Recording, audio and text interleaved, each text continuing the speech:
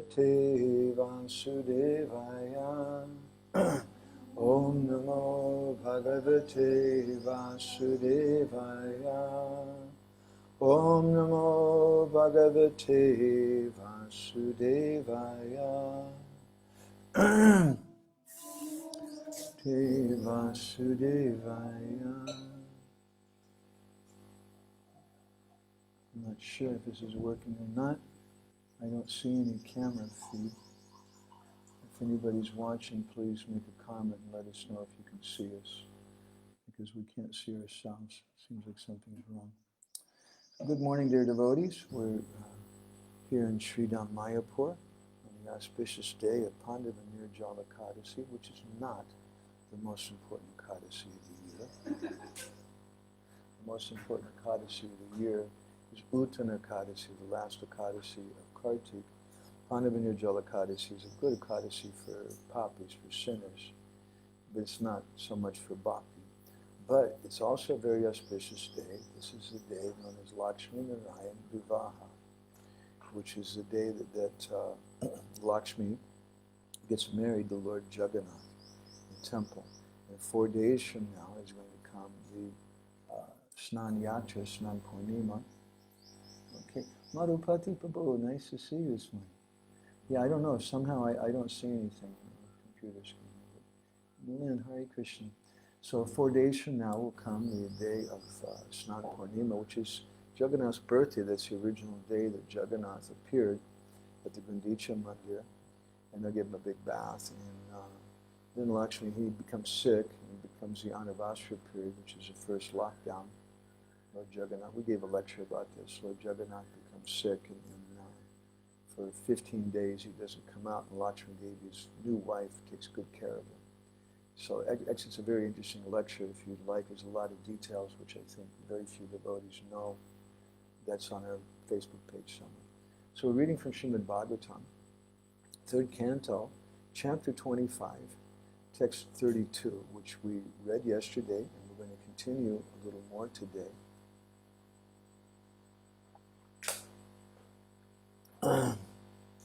This is Devahuti speaking to her illustrious son, Lord Kapila Deva. Excuse me, Lord Kapila Deva speaking to his mother. Shri Bhagavan Uvacha Devanam Gunalinganam Anushravika Karmanam Sattva Evaika Manaso Vritti Swabhaviki Tuya Animita Bhagavati Bhakti Siddhir Gariyasi. Lord Kapila said, the senses are symbolic representations of the demigods, and their natural inclination is to work under the direction of the Vedic injunctions. As the senses are representatives of the demigods, so the mind is a representative of the Supreme Personality of Godhead. The mind's natural duty is to serve. When that service spirit is engaged in devotional service to the Supreme Personality of Godhead without any motivation, that is far better even than salvation. And I'm just going to read a few sentences from Srila Prabhupada's purport, since we read the whole purport yesterday. The spirit of service is far better than siddhi, salvation. Bhakti, the inclination to serve the Supreme Personality of Godhead, is in a transcendental position far better than mukti or liberation. Thus bhakti is the stage after liberation. Unless one is liberated, one cannot engage the senses in the service of the Lord.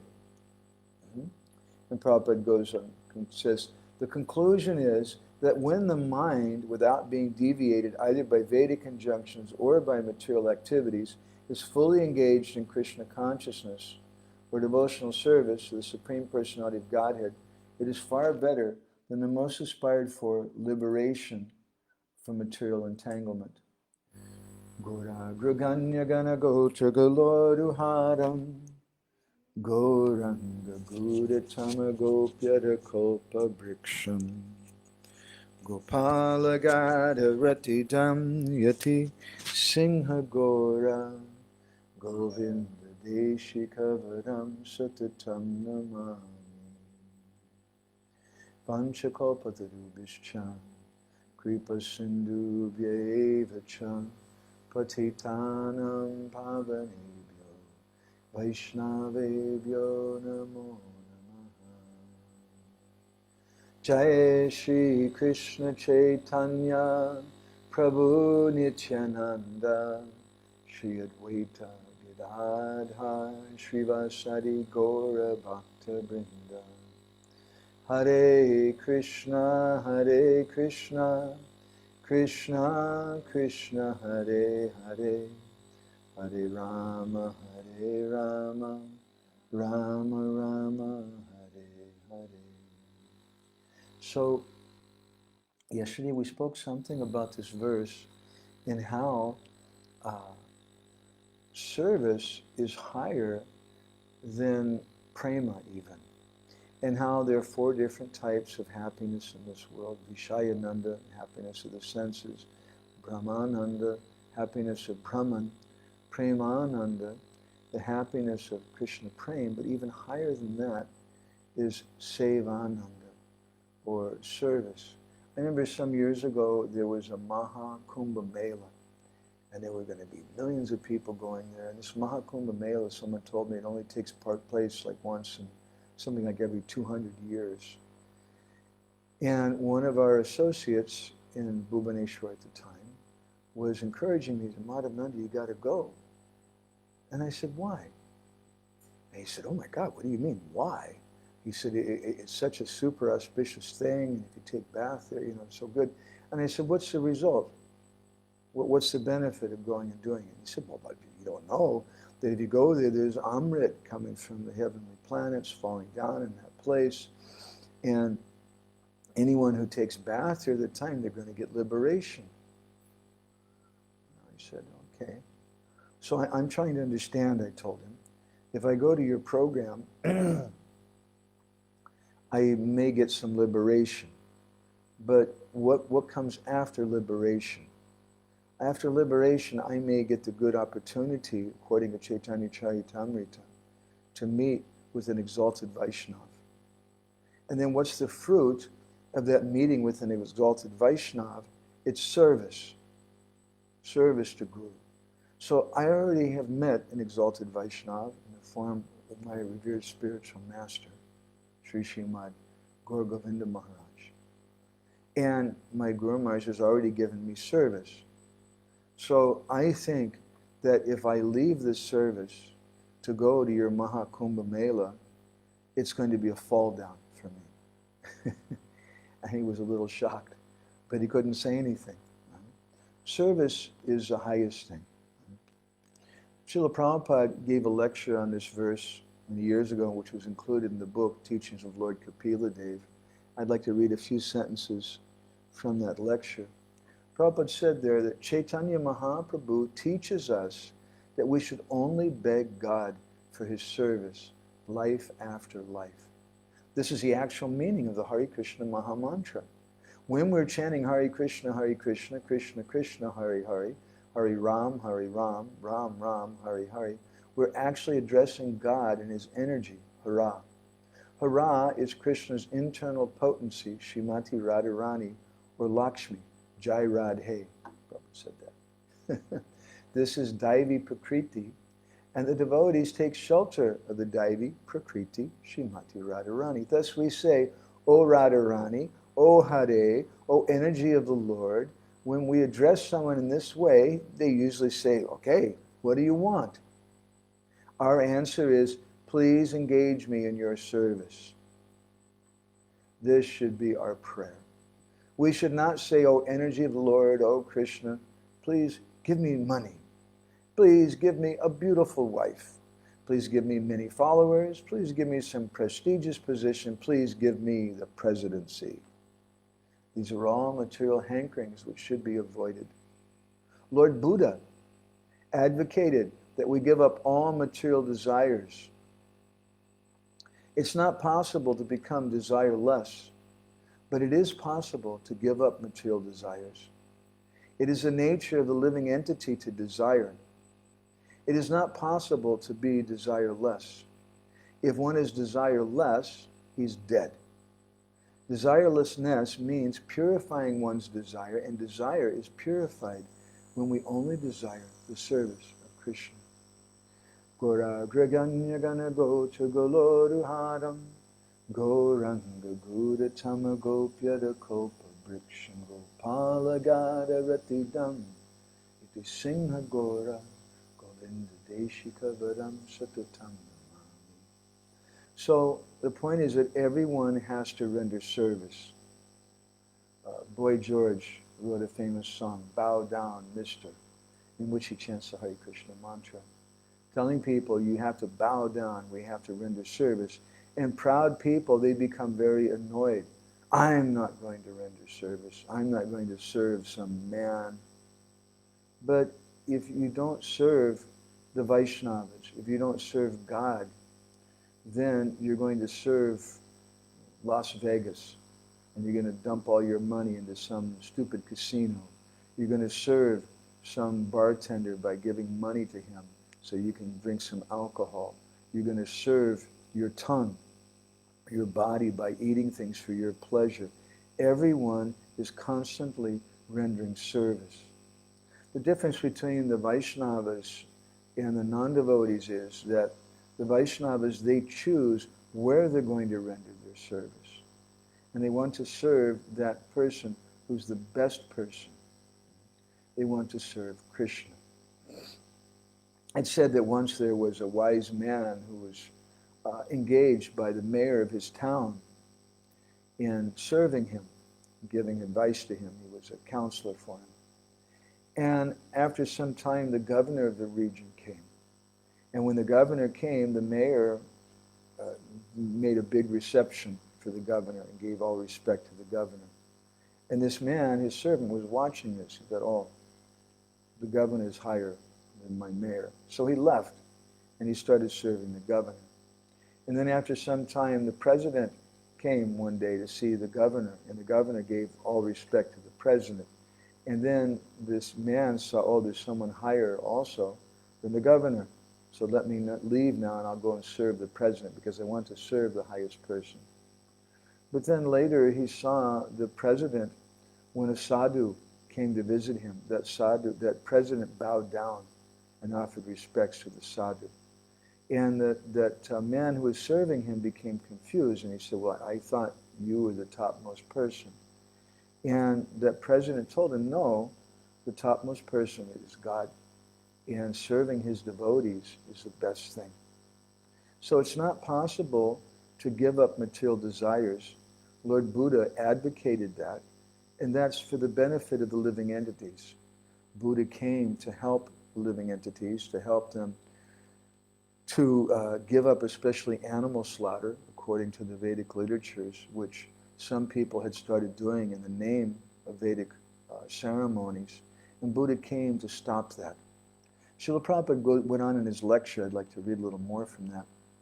He said, Lord Chaitanya Mahaprabhu teaches na dhanam na janam na sundarim kavitam va jagadisha kama ye mama janmani janmanishvare bhavatad bhaktirahoitaki tvaye.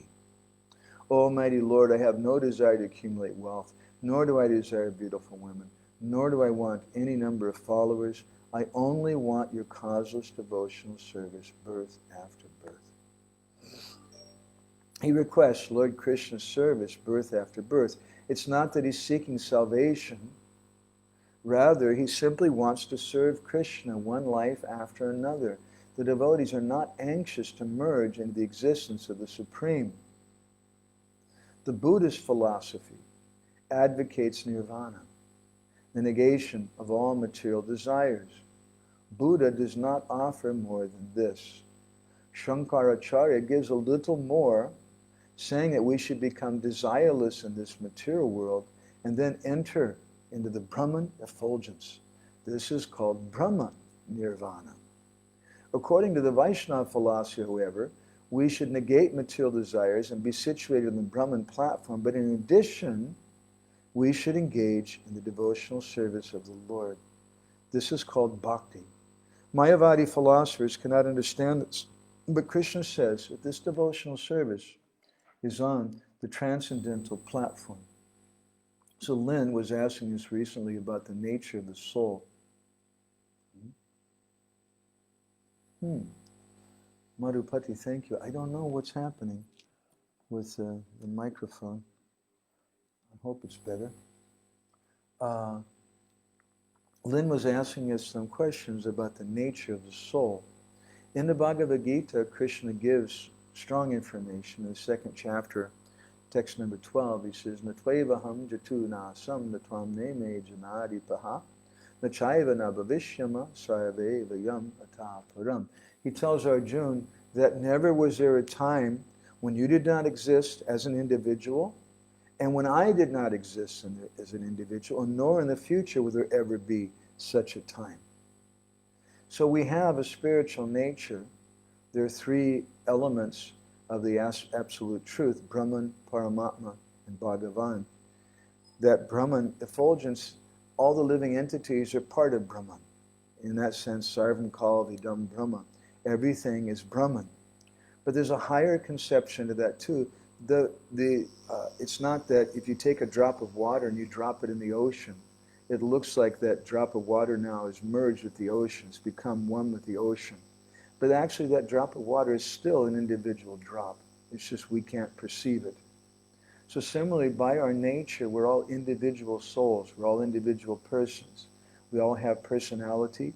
We all have individuality. Actually, individuality is the highest truth. Personalism is the highest truth. But there is other aspects of transcendence. It's certainly laudable, certainly something to respect when someone wants to give up the material world and take to something spiritual, and they understand that they should give up material desires, as Lord Buddha advocated. But Shankaracharya offers something a little higher, and that is understanding that we're all Brahman. We're all part of the effulgence of the absolute truth. But higher than that is to understand service to the Supreme Personality of Godhead. Service is the highest thing. And that service is the nature of the Hare Krishna Maha Mantra. That's our prayer, the Maha Mantra.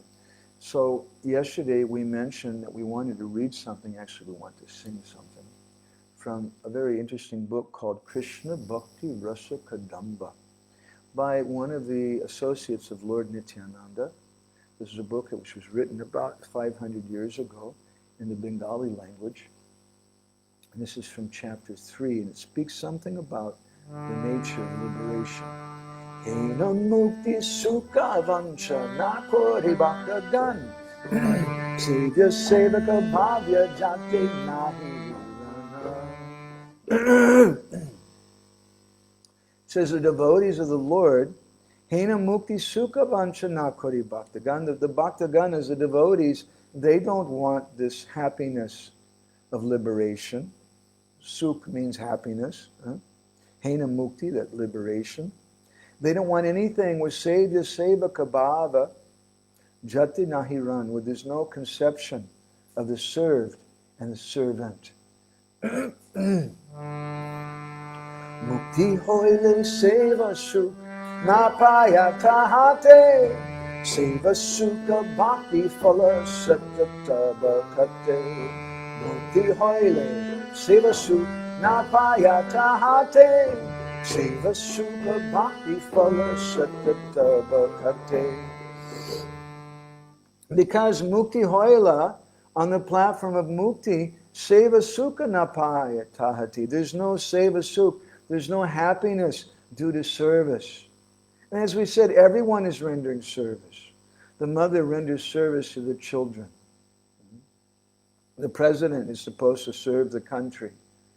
And there's pleasure in that. When we render service to someone else, we bring happiness to them. Then we get so much happiness. And the nature of the devotees, seva sukha bhakti phala satata bhakate.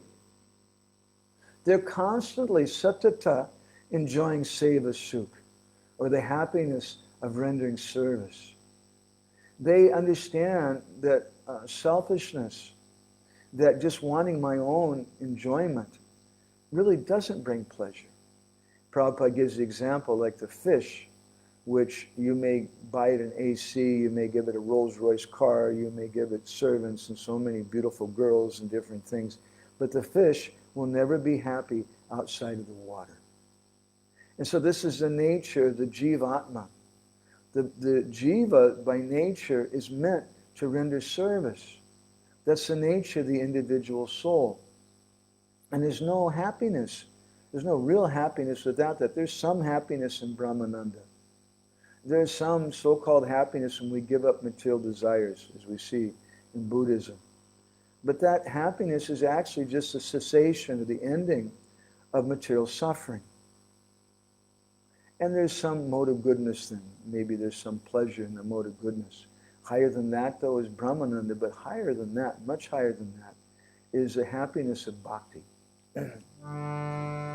Bhakti mukti e bheda purane lakshana bhakta gana sevananda koraye pratana. Bhakti mukti e bheda purane lakshana bhakti bhakta gana sevananda koraye pratana. He says, therefore, there's a beta, there's some difference between the lakshana or the symptoms of bhakti and mukti, or love, divine love, and liberation. And the devotees, the bhakta gana, sevananda koriya prarthana, their desire is always to have bhakti. This is described by Rupa Goswami in Bhakti Rasamrita Sindhu, his great book, which is the ocean of devotion. And it's also described in Chaitanya Charitamrita by Srila Krishna Das Kaviraj Goswami. And in Madhya Lila, chapter 20, text 126, it's described. Krishna Madhurya Sevananda Praptir Karan Krishna Seva Kori Ar Krishna Rasasvadana. When someone when they attain this prapti, this Krishna Madhurya, or this bliss of an intimate relationship with Krishna, then the nature of that is that they render service. And this jiva soul then finds ultimate satisfaction and ultimate meaning in that service. And the jiva then becomes one with God. Not in the sense that the impersonalists think, that merging with Brahman, but one with the Lord in the sense that they simply live for the pleasure of the Lord. And that is done through pleasing the Guru. When the disciple, Vishvambena Guru Seva, Rupa Goswami writes in Bhakti Rasamrita Sindhu, when we render service to Guru in the mood of Vishvambena, Vishvamba means one becomes one. Again, not that an impersonal merging, but one in the sense that the disciple comes to understand the mind and the heart of Gurudev.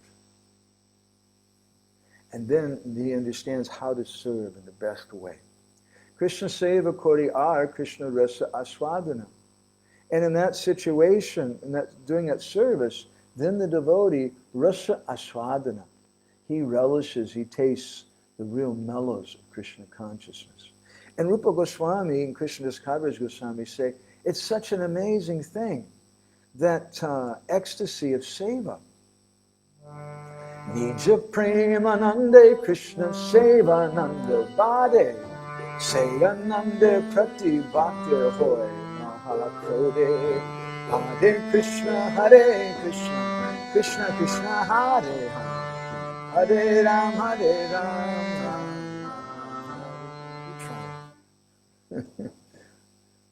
He says that Nija premanande, that ecstasy of love, sometimes Krishna Sevananda Bade, that ecstasy of love sometimes gets in the way with the happiness of service. And then an amazing thing happens, Sayananda Prati Bhaktir Hoy Mahakrodi. The devotee becomes very angry. Why is this Krishna Prem getting in the way of my service? And Krishna Das Kaviraj Goswami gives several examples, wonderful examples which are cited from Bhakti Rasamrita Sindhu. It said that on one occasion, Krishna's chariot driver, whose name was Daruka, he was fanning the Lord, and he was getting so much happiness from fanning him. But as he began to fan the Lord, he started experiencing symptoms of ecstasy, and his limbs started shaking and trembling. He became stunned, and tears were coming down his face, and he could hardly see Krishna. And Daruka at that time, he became annoyed, and he started praying, may this happiness, may this ecstasy go away, because it's getting in the way of my service to Krishna. And therefore, the devotee, Sayananda Prati Bhakta Hoy Mahakroti, he becomes angry with that ecstasy if it gets in the way of his service, because that Sevananda, that's the highest function of the soul. That's higher than liberation. Similarly, also in the same section of Chaitanya Charitamrita, the example is given of Srimati Radharani. When seeing Krishna, she began to cry in ecstasy, and then she became angry about these tears. Why are these tears? They're keeping me from seeing Krishna. This is very, very bad. These tears should go away. This ecstasy should go away. The devotees get more happiness. Arasuda Bhakta Krishna Prema Seva Vine Swasukarta Salokyari Nakore Grahane Hare Krishna Krishna Krishna Hare Hare Ram Hare Ram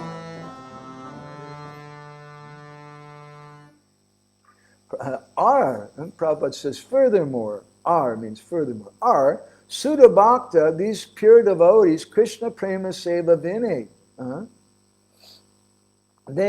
All they want is service to Krishna, ecstatic service. And Swasukarta Salukyari Nakore Grahani, they don't even care about liberation. And this is not just the statement given in Chaitanya Charitamrita, Rupa Goswami's Bhakti Rasamrita Sindhu, but this is confirmed in Vedic literature, such as the Narada Pancharatra, where it's described. Dharmata kama moksheshu necha mama kadachana twatpada pamkajasrado jivitam diyatam mama. He said, I don't even want any of these types of liberation. All that I want is to engage as a servant of the lotus feet of the Lord. That's the highest thing. But there's one thing which is even higher than that Krishna Sevananda, than that service to Krishna. Srila Bhaktisiddhanta Saraswati Thakur has described this in his book Bhaktisiddhanta Vaibhava. It said, more beneficial than directly serving the Lord is to serve the devotees. The living entity is benefited more by associating with Vaishnavas than by associating with the Lord. And more favorable for pure devotional service in the Lord's abode is the abode of a devotee, the abode of Gurudev. Why do you want to go to the spiritual world? You're already in the spiritual world. You're higher than the spiritual world if you're living with Gurudev, if we're rendering service to the Vaishnavas. It's such an important thing. Therefore, the Varaha Purana describes this, quoted in the Chaitanya Bhagavat. Very, very nice verse. So this verse comes in Anchalila Chaitanya Bhagavat. Siddhir bhavati vaneti samsayo chuta sevinam nisamsayo sutad bhakta paricharya ratatmanam. The verse describes that Siddhir bhavati vaneti samsayo chuta sevinam, where there may be some sangsai. Sangsai means doubt, whether or not the direct servants of the Lord will attain perfection. Siddhir bhavati vade. Oh, I'm not really sure. They're eternal associates of the Lord. I'm not really sure if they're going to get perfection or not. But nisamsayo, there's no doubt. Stutad bhakta paricharya ritatmanam. There's no doubt for the servants of the Lord's devotees, for those persons who are serving the Vaishnavas. Therefore, one of the names for the Lord, which is given in the Vishnu Sahasranam, Krishna is called Sadhu. And Baladeva Vidyabhushan comments on this, and he gives a very beautiful explanation. Why Krishna is called sadhu. Sadhu means a saintly person. Why is he called sadhu? Baladeva Vidyabhushan comments. Sevam saratya dutyadhyam sadhu sadhya hiti shaha. Because the Lord, the Supreme Personality of Godhead himself, he humbly accepts and accomplishes the tasks which are given to him by his dear devotees, the seva, such as being the saratya, or the chariot driver, or being a messenger. Therefore, he's called sadhu. We often hear about Arjuna giving instructions to Krishna in the first chapter of the Gita. He says, "Hey Krishna, Sinayarubayar madhye ratam stapaya mechuta." Hey Krishna, get the chariot moving, get going. He gives orders to Krishna. And Krishna's there as a chariot driver of Arjuna. And what a lot of devotees don't know is how the chariot driver is able to communicate with the warrior during the fighting. Because during a fighting in the middle of a big battlefield, there's so much shouting, elephants roaring, and noise, and people crying and screaming. It's very difficult to hear. So how is the warrior able to give messages, instructions to the chariot driver? The tradition system in India is that the warrior, he's sitting in a higher position than the driver, and he keeps his 2 feet on the shoulders of the driver. And when he wants to go to the right, then he pushes down the right foot. And the chariot driver goes right. When he wants to go left, he pushes down his left foot. So the Supreme Personality of Godhead is becoming the very humble position of being a chariot driver. It's like being a driver in the material world. If someone's a driver, it's not the highest thing. If someone's a taxi driver or something, it's not the biggest thing in the world. Krishna became a taxi driver for Arjuna. And Arjuna's putting his feet on his shoulders. And therefore Krishna is called sadhu, because he acts according to the wishes of his devotees. And Baladeva Vidyabhushan says that the bij dhatu here is sad, it means to perform. And it gets the un adjunct, this is a little technical Sanskrit, resulting in this divine name, and it signifies Bhagavan's, that one of his greatest qualities is accomplishing his devotees' works. And so the Lord is known as Bhakta Bhaktiman. He's the person who becomes a bhakta of his devotees. And he serves the devotees. And he gets so much happiness. He serves Arjuna. When Nanda and Yashoda are in their home in Nandagam, sometimes Nanda Maharaj is calling out, "Hey Krishna, bring me my shoes." "Yes, Bappa," right away. And Krishna takes his father's shoes and puts them on his head and brings them to Nanda Maharaj, doing such humble servant. Krishna is described by Rupa Goswami that sometimes the gopis, they start clapping their hands. Nachare, nachare, mo Rama Damodara. And they start singing, "Oh Ram and Damodar, oh Balaram and Krishna, please dance, dance more, dance more." And Krishna, like a puppet in the hands of those elderly gopis, he begins to dance, to give them pleasure. Krishna takes on the role of being a barber, of being a, what do you call those persons in the West, working in a beauty salon, cosmetician or beautician. Krishna becomes a beautician, not the highest thing in the world. If you write your mother a letter and say, "You know, I dropped out of the university, I'm not going to get my PhD, instead I'm going to work in a beauty parlor," working on people's hair, and Anapani Radha's mother will cry, "My daughter had such a great career ahead of her, and she gave it up." But Krishna does that. Krishna combs the hair of Srimati Radharani, and he braids her hair, and he dresses Radharani, and he feels so much ecstasy. Krishna acts as a messenger of the Pandavas. Krishna, at the Rajasuya Yagya of Yudhishthira Maharaj, he took the service to serve Yudhishthira. He said, "I'll wash the feet of all the guests." He's the Supreme Personality of Godhead.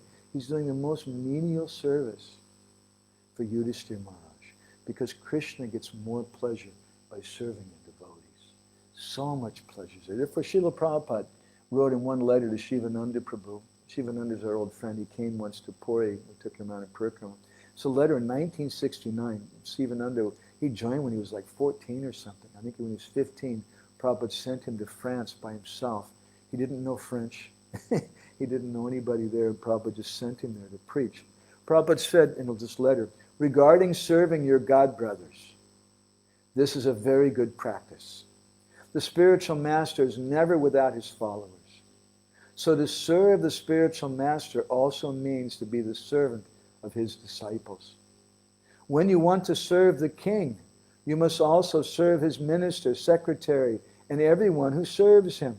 And to serve his servants may please him more than to serve the king personally. So the spiritual master is not alone. He is always with his entourage. We are not impersonalists. We take care of every part of the whole as much as one should take care of his hat as well as his shoes.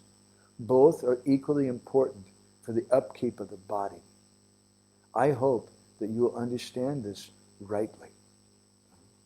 So this Vaishnava Seva, we shouldn't think either, Ramanujacharya instructed us, we shouldn't think that, oh, if I do Vaishnava Seva, if I serve the Vaishnavas, then I'm going to get so much sukriti, I'll get so much benefit. Ramanujacharya says that's complete nonsense. In the book Prapanamrita, which is the instructions of Ramanujacharya in chapter 65, text 32, it said there, Vaishnavanam anushtane no payamatim unayet, upayameva satatam unayet su mahamanaha. He says, don't consider service of the Vaishnavas as the means, but rather you should understand service of the Vaishnavas is the goal. If you think that by serving the Vaishnavas you can get some other kind of fruit, that's considering Vaishnava Seva as the means.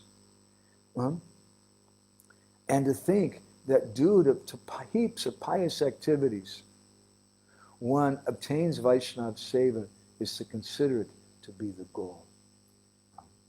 It's such a very, very important thing that Krishna himself becomes Bhakta Bhaktiman. And he wants to render service to the devotees. We oftentimes tell the story from Nabadasa's Bhaktamala, again a book which is appreciated by both Srila Bhaktisiddhanta and Thakur Bhaktivinoda. There was an exalted devotee whose name was Trilochan. And he was born in a very wealthy, high-class Vaishya family, mercantile business people. But he wasn't interested in making money. Rather, he just wanted to serve the Vaishnavas. And so he was serving them, and he used all of his money up serving the Vaishnavas. And then he was feeling a little unhappy. Now how can I serve the Vaishnavas anymore? And still they were doing whatever they could. They would offer some mat, they would wash the Vaishnavas' feet, they would speak some sweet words, they would give them some simple foodstuffs. But Trilochan wasn't satisfied because he didn't have an organization to do that. He wanted to have a big organization for it. And it was just he and his wife. So he had this idea one day, if I could get a servant who understands the moods and the nature of a saintly person, sadhus, and can serve him nicely, then we could do so much service. And so Krishna himself understood the desire of Trilochan. And Krishna was so pleased with Trilochan, seeing his service to the Vaishnavas, that one day Krishna himself, he came and knocked on the door of Trilochan. Trilochan opened the door and said, excuse me, yes sir, what is it? What do you want? And Krishna was standing there in disguise like a very poor man with a torn blanket, torn cloth on his body and some very broken shoes on his feet. And Trilochan saw him and said, where have you come from? It seems you don't have any parents or anybody to take care of you. And Krishna, who's there in the form of a servant, he smiled and said, yes, what you said is true. I have no father and no mother. Sometimes it's said like that. that the Supreme Personality of Godhead, he has no father, no mother, because he's the ultimate father and mother of everyone. Of course, Krishna, to give pleasure to his devotees, he accepts Nanda and Yashoda as his parents. But in one sense, because he's the source of everything, no one's really his father or mother in a philosophical sense. But in terms of rasa, a higher sense, Krishna gets so much pleasure having a father and mother. Trilochan, hearing the words of that person, he said, well, would you like a job? I need a servant. And Krishna said, what do you want? What's the job description? He says, well, I'm looking for someone who can serve saintly persons. And Krishna smiled and he said, I'm actually very expert at rendering service to saintly persons, and I've been doing that my whole life. He said, I know how to serve everyone very, very nicely. It's not a new thing for me. He said, my name is Antaryami. Now, Antaryami is a name for the Paramatma, for the Super Soul. And Trilochan didn't understand this is actually the real Antaryami, the real Super Soul standing in front of him. But Antaryami told him, he said, there's this problem. Nobody wants to hire me. Even though I'm very expert, I know all the principles of the four varnas, I know everything nicely. The problem I have is that I tend to eat a lot, like 5 or 6 kgs of rice every day, which is what, 25 or 30 pounds of rice every day. And people get a little upset with me for that, and they don't want to hire me. But if you agree to feed me, then I'd be happy to serve you. And Trilochan said, you can eat as much as you want. Don't be shy about it.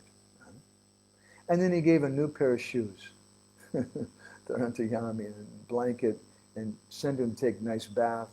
And then Trilochan told his wife, you take care of this Antaryami.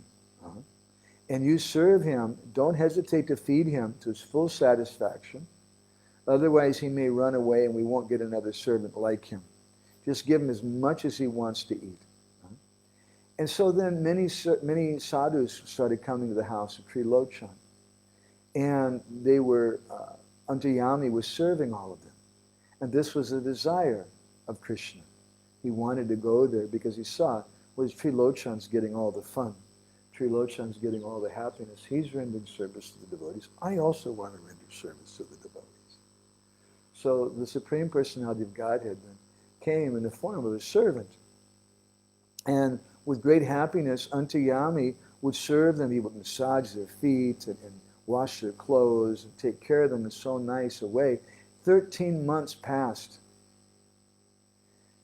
And Trilochan was in ecstasy. And we were able to serve the Vaishnavas so nice. And then one day, Trilochan's wife, she happened to be visiting one of her neighbor friends. And when her lady friend saw her, she said, you know, why you look like you're becoming very thin and very weak. You look kind of depressed. And Trilochan's wife, she smiled and said, what can I do? You see, this problem is my husband, Trilochan, he likes to serve all the Vaishnavas like anything. And he got this servant from somewhere. And the servant, he's never satisfied. I have to cook all day long for him. And he's eating and eating and eating and eating. And because of that, I'm becoming a little weak. He said, but don't tell anybody about this. Because we promised, this Antaryami is the name of the servant, we promised him that we wouldn't give him a hard time for however much he wanted to eat. But Antaryami was actually the real Antaryami. And as soon as he understood the mood of this lady, then immediately he left the house. And when Antaryami left, Trilochan became very, very depressed. And for 3 days, he didn't eat or drink anything. And he chastised his wife. He said, where are we going to find such another servant? You're so unfortunate. Why did you speak like that? This Antaryami was so good. He was serving the devotees so nicely. He was very fond of serving him. How can I bring him back? And Trilochan was banging his head. And then suddenly there was a voice from the sky. And it was the voice of Antaryami. And Antaryami said, hey, Trilochan, take your food and drink something. He said, you know, I'm very pleased with the service attitude you have toward the Vaishnavas. And that's why I was rendering service to the Vaishnavas as your servant. He said, I'm actually your servant because I'm controlled by your devotion, because you want to serve the Vaishnavas. So it's up to you. He said, I eternally reside in your house in an unseen form. And if you want, I'll return again and I'll serve you and stay in your house. And when Trilochan heard this, he became even more disturbed. No, this is so terrible. What did I do? I treated the Supreme Personality of Godhead like my servant. I couldn't serve him. And although he stayed with me, I was letting him do menial service to everybody. This is very shameful. Now I can't show my face anymore to the devotees. People call me a Vaishnav, but what kind of service have I rendered to the Supreme Lord? I was so foolish I couldn't recognize him. He came to my house and he stayed for so long, but I couldn't recognize him. And he said, if he ever returns again, then I'm going to fall down at his feet. And so in this way, Trilochan remained absorbed in thought of Antaryami, the Supreme Lord. And then finally he took his meal and drank some water on the order of the Lord. So Lord Kapila Dev is indicating this to Devahuti in this verse of the Bhagavatam, Britti Swabhaviki Tuya, that the nature, the Swabhaviki means that the natural propensity, the Britti, the inclination of the living entity is to render service to the Supreme Personality of Godhead. And that service, Bhakti Siddhi Gariyasi, is even better than liberation. That service of the Lord is so amazing. The attitude of service is such a wonderful thing that Krishna himself comes as a servant. He comes as Sri Chaitanya Mahaprabhu so that he can serve the devotees. And we hear in Chaitanya Bhagavat that as a young boy, Nimai Pandit, here in Mayapur, he was going and washing the clothes of the Vaishnavas. And when the Vaishnavas were taking bath in the Ganga, Mahaprabhu would go there and he would fold their clothes very nicely. And he would beg all the Vaishnavas, please bless me, please bless me, to show us what a wonderful thing it is to do Vaishnava Seva. Rati Manjari is here. Hare Krishna. Mahendra Prabhu is also here. Alex has written a comment, it's always confusing that we should desire to go to the spiritual world. If service is the highest, and Swabhakta Varga Narkeshi Apituyata Darshana. Well, at the same time, Srila Prabhupada sometimes told devotees, don't be complacent. Don't decide, oh, maybe it may take me a few lives. It should be this life, one lifetime. And we may do that as service for Srila Prabhupada. But even if we have to take birth again, Bhaktivinoda Thakur says, let me take birth even as an insect, if I can take birth in the home of a Vaishnava. And we should understand that's the highest desire. But we shouldn't be complacent and think that anyway, I don't need to get liberation. Hare Krishna Vaisheshika Prabhu. Vaisheshika is my dear Guru Jana. Please forgive me for speaking in front of you. And Madhupati said, when service gives bliss, is it not selfish to serve when we know that bliss will come? It's not that the Vaishnavas render service like a business person. Oh, if I do this and I'm going to get this back. They're not rendering service because they want bliss, but they just can't control themselves. It's such an ecstatic thing. They just have to do it. They just want to go out and they want to please Krishna. They want to please the Guru. Natalie Mitravinda, Hare Krishna, so nice to see everybody here. Subal Sham Prabhu, you're here again. Thank you very much. It's very touching. Amsumati, Hare Krishna. Amsumati is such a learned person. It's very, and Radhika Radha's here. So touching as the devotees taking part every day. Brajabanita's there. I think Brajabanita wrote some comment down below, and so did Lynn. Question, let me go down and look and see. We're going to go ahead and stop here. It's a little late. Today's Ekadasi, so maybe we can get away with being a little bit later. Lynn has asked, if personalism is the highest truth of the soul, is personalism the very thing that inspires us to become a servant of the servant? Also, does the quest for liberation interrupt the full understanding and expression of personalism? Thank you, Prabhu. What a very deep, beautiful comment, question. I appreciate that. That's a very deep realization, Lynn. First of all, there are different sadhus, or different saintly persons, and we should give respect to all of them. And that includes the Buddhists, that includes the Mayavadis, although sometimes the Vaishnavas speak a little harshly of them because they're attached to personalism. They're attached to the personal form of Krishna. They're attached to service. So, yes, personalism is the highest truth of the soul. And that's the very thing which inspires us to become the servant of the servant. Because the more personal we become, the more we want to serve, not just Krishna. Just like if you go somewhere with a big person, maybe you're part of the road show for, I don't know, for George Harrison or some person like that, and you go to someone's house and they give George Harrison all kinds of nice food and things, and they just completely ignore you, and you're standing off to the side, you don't feel so happy, and probably George Harrison himself wouldn't be very happy with that. But when someone really loves George Harrison, then they also love the servants of George Harrison.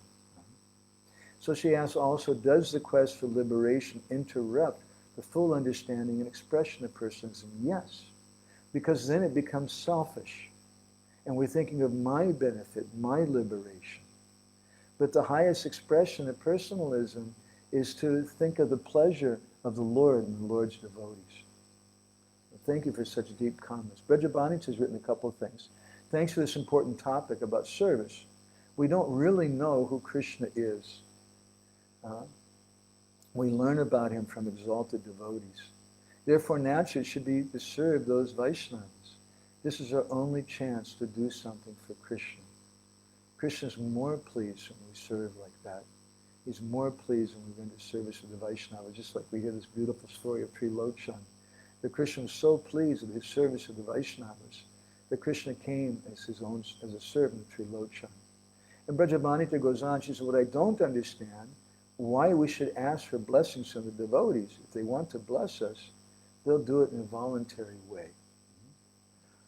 Well, ultimately, because we're personalists, because we have personalism, we have desires. And those desires, even Srimati Radharani, it's described, she also, when she was worshiping Krishna, Rupa Goswami describes in Lalita Madhav that Radharani was worshiping a deity of Krishna. And Radharani had some personal desire. And she was asking for a benediction from the deity of Krishna. And what was her benediction? Please let me serve you. Please, you become a real moving person. She was praying to this deity. Please let me always be with you. And so, for the Vaishnavas, that's their desire. Yesterday we had the good fortune of being able to render a little service, or trying to render service, to His Holiness Naranjan Maharaj, who came to our home. And at one point he told us a very beautiful story that once he was in an airport in Atlanta, Georgia, and I think he was sitting and chanting, and a lady came up to him, elderly black-bodied lady, and she said, I've been watching you. And she said, I can see that you're a saintly person. Can I ask something from you? And Naranjan Maharaj said, yes. And she said, I would like a benediction. And Naranjan Maharaj said, well, what would you like? And she told him that I would like to always be able to remember the Lord and to be able to serve him. Those two things, I think. I always want to be able to remember the Lord and always be able to serve him. So, what a beautiful blessing. And Maharaj was so touched by that. He was telling a story. I told Naranjan Maharaj, I said, maybe sometimes you're wishing that all your disciples would have such desires also, such prayers, instead of coming, Gurudev, you have to preach to my wife, she's nagging me too much, or you have to preach to my husband, he's being an animal, and this and that. Instead, when one of those persons come with a simple, heartfelt desire. So it's not that requesting a blessing is bad, but our desire is, please give me the blessing, may I serve you. Srila Prabhupada, he said, I only ask one thing from my spiritual master. How can I serve you? And Lynn, thank you very much for such nice comments, Lynn. You're a very special soul. Amsamati's written something. Madhananda Prabhu, You said a disciple becomes one with Guru in a sense to understand the mind of his spiritual master. Does it mean that each and every disciple is supposed to develop attachment and taste to the same form of preaching and attitude of devotion in general as his or her spiritual master does? Could you speak more about that maybe in another time? Well, I can answer that.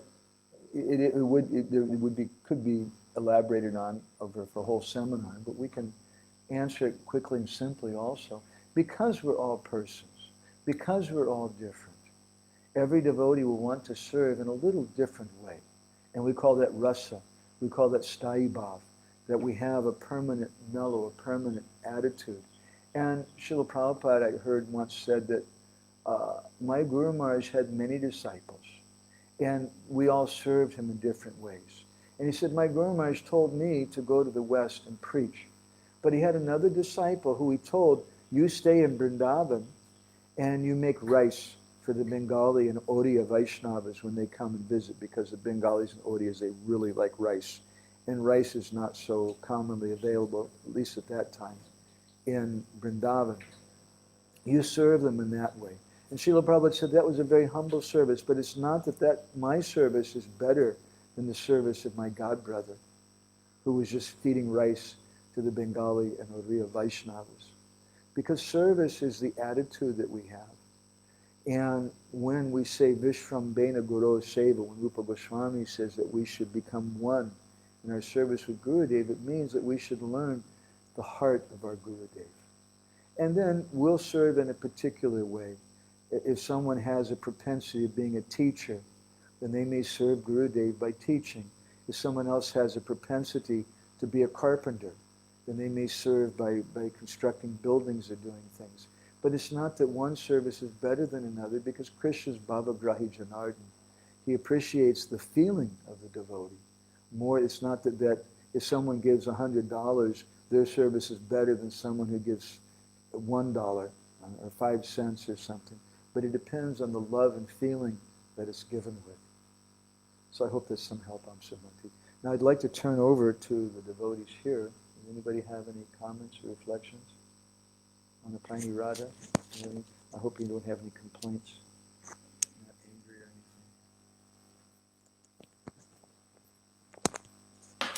anything. Thank you so much for this important topic, and I have a comment, and actually it's a question, even a few questions. So service is a natural inclination of the soul, and if we don't serve to sadhu or to guru or Krishna, we naturally will serve our senses or some other people. Yeah, wherever. Yeah, we will serve somebody.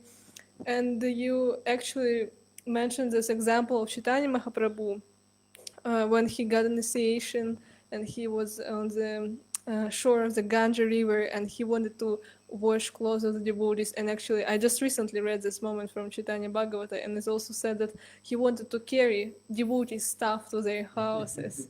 But for me, it's interesting. I just was thinking about that. He got this service attitude towards the devotees when he got the initiation, and when he became a Vaishnava. But for example, in my case, I'm not a Vaishnava, although I got an initiation, and I got the goal, and I'm really kind of serious about this in some degree. But still, I don't take in service to the devotees as life and soul. So although it should be like this, if you understand the goal, you understand that Krishna loves the Vaishnavas, and this is your chance to open your heart to Krishna. Just it's right here, right there. But still, you cannot really appreciate service to the Vaishnavas. You don't make it like your life and soul. And can you please comment on this? I remember a lecture Hridayananda Maharaj once gave, and he said that your heart is like a garage. And in the garage of your heart, you have a very big 4-wheel drive fancy car that's parked there. And that car is in the form of your desires, your material desires. And because that fancy car is parked there, there's no room for any other vehicle. So because we have material desires, then it's how can we have a desire to serve the Vaishnavas? We have so many other desires. So how do we give up those desires and become desireless? Prabhupada says there's no such thing as desirelessness. But when we Chaitodarpana Marjana, when we begin to chant, especially as a service to Guru, that chanting is the best of all the services for Guru. When we begin to chant, then the effect is that the desires in our heart, they go away. And we get so much bliss. Krishna says in the Gita, Param Drisva Nivartate, that when you get that higher taste, then it's very easy to give up the lower taste. Why do I want to do anything else? I just want to serve the Vaishnavas. It's so ecstatic. It's such a wonderful thing. So that comes by dint of our sincerity and by dint of our chanting the holy names. It will purify our heart, and more we'll get a spiritual inclination. Is that helpful? Okay. Krishna Kun, do you want to add anything? You okay? We can stop there? Okay. Here's Krishna Kun. I really like this description about Krishna, one of Krishna's names being Sadhu, and how he serves, and also the whole story of Trilochana and Antaryami, of course, is also about that how Krishna himself loves serving his devotees, and he combs Srimati Radharani's hair. I really like that one. Specifically, I like that pastime. And I was thinking about Papa Namrita Ramanujacharya, why he's saying that Vaishnava Seva is the goal and not the means. And I was thinking, because, I mean, of course I don't know, but in the spiritual world also, what the devotees are doing, they are serving each other to give pleasure to Krishna.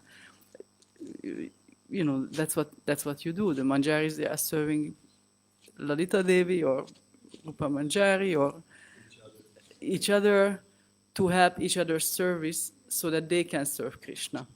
And Srimati Radharani herself, she's getting 10 million times more happiness when pushing another gopi to Krishna if she sees even the fragrance of an interest on Krishna's side towards that person. So that is the goal, to have that kind of love. What a beautiful comment. Thank you very much. That Vaishnava Seva, that's our life. We want to encourage everyone to try to serve the Vaishnava, to serve Srila Prabhupada.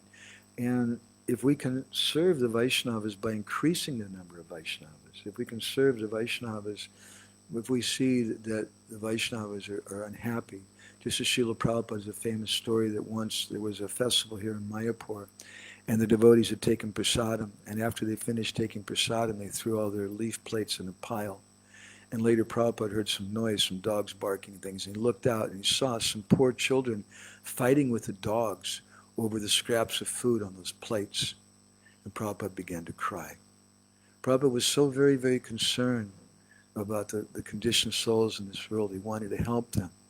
And so this is such a wonderful service we can either do directly, anvaya vetireka bhyam yasyat sarvatra sarvata, either directly or indirectly, if we can help to ease the anxiety of Chaitanya Mahaprabhu, ease the anxiety of Srila Prabhupada, who is suffering, seeing the suffering of other persons. If we can help distribute Srila Prabhupada's books, if we can try to make people's lives happy by giving them Krishna Bhakti, that's the best service. Best service we can do for other persons. So we'll go ahead and stop there. Tomorrow is Wednesday, and we won't be here tomorrow, but we'll be back again on Thursday. Yeah.